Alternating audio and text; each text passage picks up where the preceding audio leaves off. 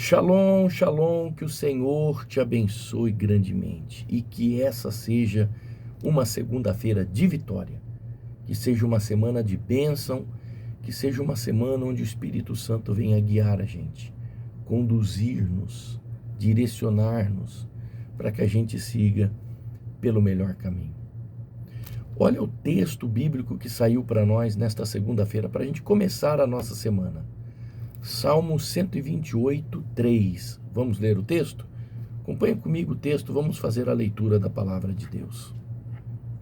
Em casa, a sua mulher será como uma parreira que dá muitas uvas, e em volta da mesa os seus filhos serão como oliveiras novas.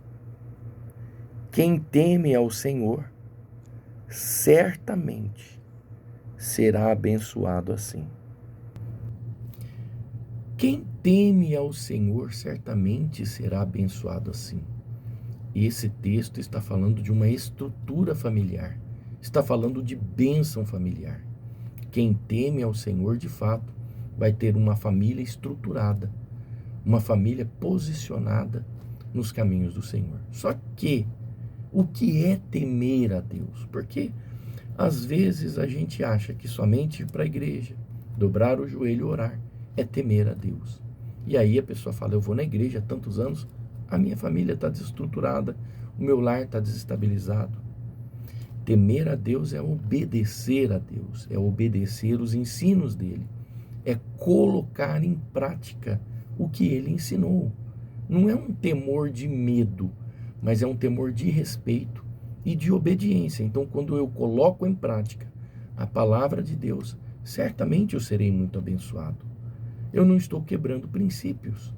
Quando se tem quebra de princípios, é óbvio, o preço é muito grande. Então, o que acontece? Olha o princípio de um lar abençoado, suportando-vos uns aos outros, cuidando da família, ou seja, é aquele que não cuida dos seus, né? A Bíblia diz lá, aquele que não cuida dos seus é pior do que um infiel, é declarar que eu e minha casa serviremos ao Senhor, colocar Deus como centro de tudo. Então, temer a Deus não é só frequentar a igreja, porque se eu não cuidar da minha família, eu também não estou temendo a Deus, eu estou quebrando um princípio, estou quebrando o que a palavra de Deus diz, para que eu seja misericordioso uns com os outros. E isso inclui primeiramente a minha casa. Conta-se uma história de um moço quando ele encontrou a sua amada, se apaixonou tanto por ela, até que veio o casamento. No dia do casamento, a mãe dele deu um presente diferente. Ela deu uma rosa. Sabendo que ele era um grande jardineiro, um jardineiro por excelência, deu uma rosa para ele. E disse assim, enquanto essa rosa permanecer viva, o seu casamento também vai permanecer vivo. Ele plantou a rosa no jardim, cuidou muito bem do jardim. Todos que passavam por ali admiravam de ver aquela rosa linda no meio de um jardim tão bem cuidado. Até o dia que o prefeito da cidade passou por ali, achou muito bonito e decidiu contratá-lo para ser o jardineiro da cidade. Ele fez grandes jardins, cuidava do bosque da cidade. Era a coisa mais linda.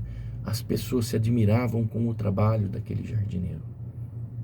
E todos os dias ele acordava, saía depressa para ir cuidar de todo o jardim da cidade, deixando muito lindo e agradável para as pessoas.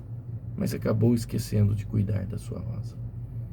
E ele não percebeu que também não cuidando da rosa, também não tinha o cuidado com a sua esposa.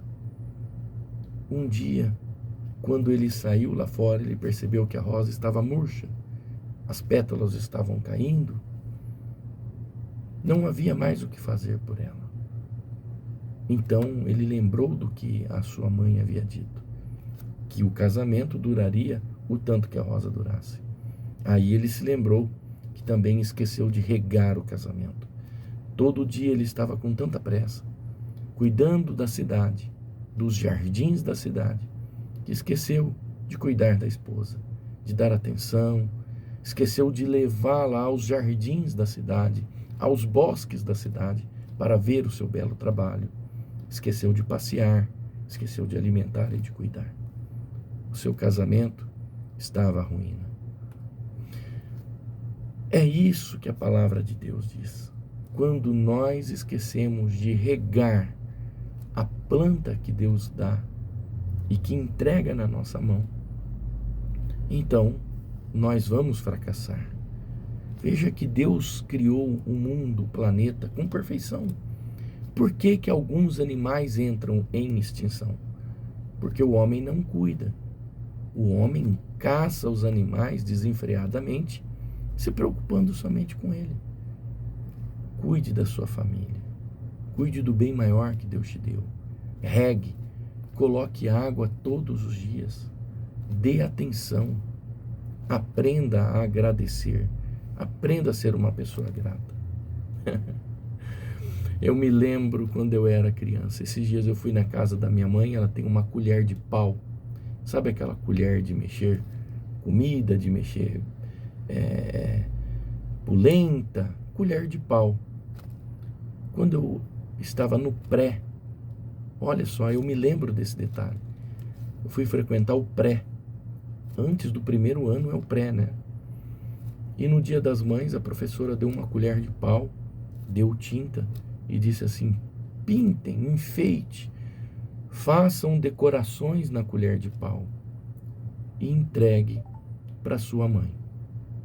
A minha mãe tem aquela colher de pau pendurada na parede até hoje. Até hoje. Olha só. Eu dei aquela colher de pau para ela em 1985. Ela tem a colher de pau até hoje. Eu olhei para aquela colher de pau e falei: mas que coisa mais horrível. Que coisa feia. Eu não sabia fazer decoração, nem pintar. Mas a minha mãe achou muito lindo. Ela achou lindo. Ela gostou.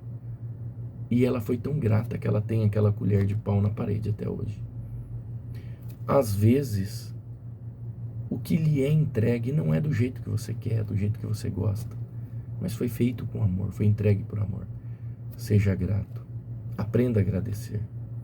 Ah, essa comida não está muito boa. Coma a si mesmo. Ah, não gostei desse sapato que me deu. Não fale nada. Apenas seja grato. Gratidão gera gratidão. É princípio. Isso é regar a planta que Deus te deu. Que o Senhor te abençoe, que você tenha uma semana de vitória. Inclusive, nós estamos ali na família de Deus, nesses domingos de abril. A minha família no altar do Senhor. Estamos trazendo a nossa família no altar do Senhor. Ontem foi o primeiro dia. Foi maravilhoso. Como foi bom a instrução do Espírito Santo para a nossa família. O Espírito Santo nos direciona. O Senhor te abençoe, que Ele te guarde, que você tenha uma semana de vitória. Shalom, Aleichem.